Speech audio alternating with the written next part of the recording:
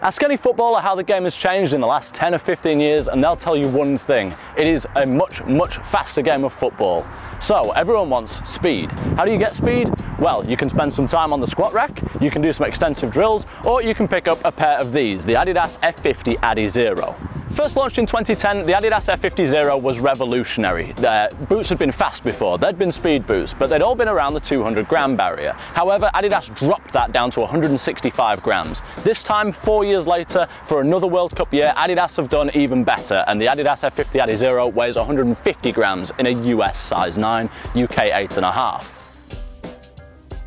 Now personally, I always thought that the last few versions of the adiZero were good. They took some ideas and improved on them, tweaked them a little bit. However, for the new adidas F50 adiZero, the three stripes have completely revamped the design. This feels like a full proper sequel. They've changed the upper material, they've changed what the heel quarter's made out of, and they've dropped the weight, as I mentioned before. Even on the chassis, you've got an all-new stud pattern. So, as a big fan of the adiZero, I couldn't wait to try these out. So let's see what happened when I slipped them on.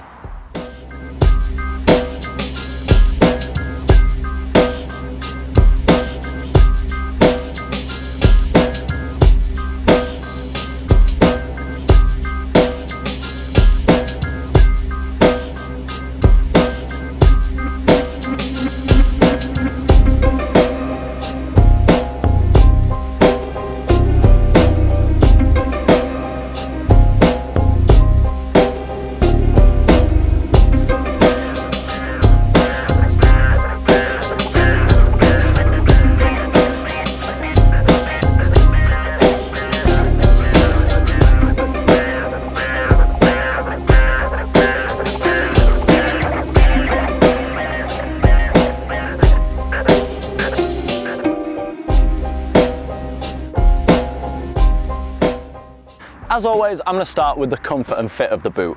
Now, Adidas, as I mentioned, have completely changed how the boot is constructed. Up front, you've got the hybrid touch, which you'll recognise as a material that's been used on the new LZ and the Nitro Charge. In the back, you've got an all-new speed foil upper that's supposedly inspired by racing boats, I think, or something outlandish. But anyway, going on to the fit and feel of the boot. Well, at the start, it can be a little bit stiff, I'm not gonna lie. The hybrid touch in the front is excellent. It does start to give you a little bit of wiggle room on the toes as soon as you put them on your feet. But the speed foil, as it is more of a classic plasticky feeling synthetic rather than a synthetic leather, it does take you know, at least, I don't know, 45 minutes or a good training session to break in. Now, as you can probably see from the boot in my hands, it does have a very narrow and distinctive shape. I mean, the previous adiZeros, my number one complaint is that they kind of looked a little bit clunky up until the last version. However, this version is exceptionally narrow in the toe box, it's sleek, it's low profile, but that does bring with it a couple of concerns for people with unorthodox or unusually shaped feet. For starters, as you can see, the boot is not a wide boot. The material doesn't spill over. It doesn't give a lot of give in that department. So as a wide-footed player, I would say maybe look at the leather version of these or going half a size up. As I mentioned, the toe box is very snug, so going half a size up hopefully shouldn't diminish ball feel or that overall nice snug lockdown feel that the central lacing system gives you.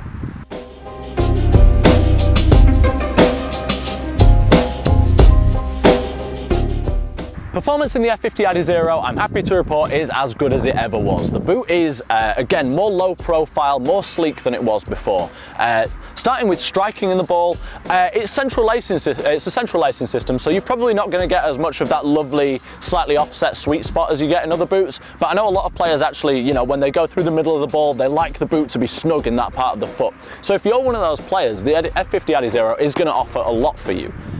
As mentioned, the boot does fit nice and snug. The lacing system runs very deep down here in comparison to previous models of the F50. So what you get is the instep and outstep really come up to the sides of your foot, and it's lovely for passing the ball in.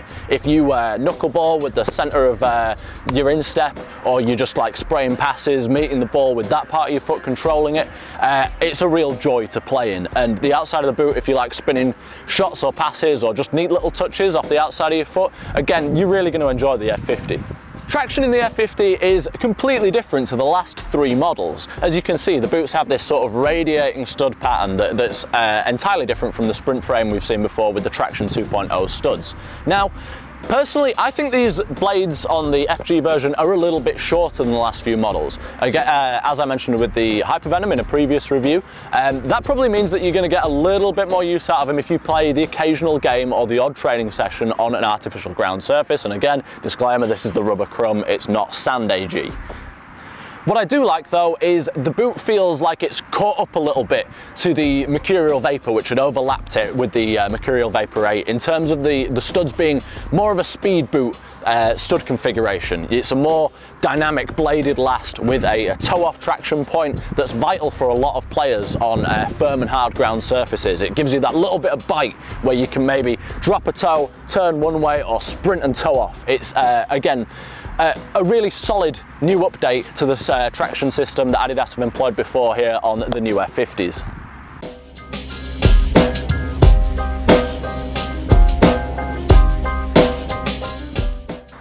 Final thoughts on the new F50 adiZero. I think Adidas have really knocked it out the park in terms of revamping and giving a true sequel to the 2010 adiZero. This is the boot that adiZero players have been waiting for. The new hybrid touch upper gives a really nice feel on the ball. It offers that delicate yet supple and slightly sort of leather-esque touch that we've come to love from leather adiZeros, but it's here on the synthetic, it's lighter and it's more waterproof.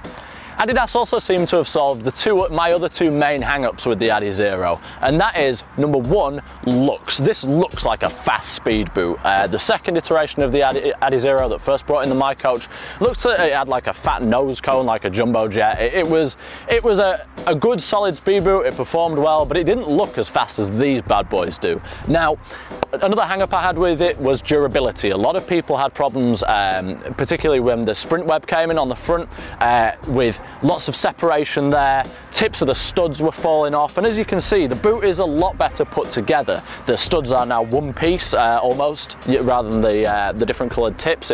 They're heat injected right into the sole plate, and the front of the boot is sealed with a lip and a nice little toe box there that's going to stop too much abrasion damaging the front of the boot. All in all, I'm really happy with the adiZero. As someone who's played in them for a long time, I think this is a really great entry from Adidas. If you're an F50 player, you're gonna love them. That's the bottom line. It doesn't get any simpler than that.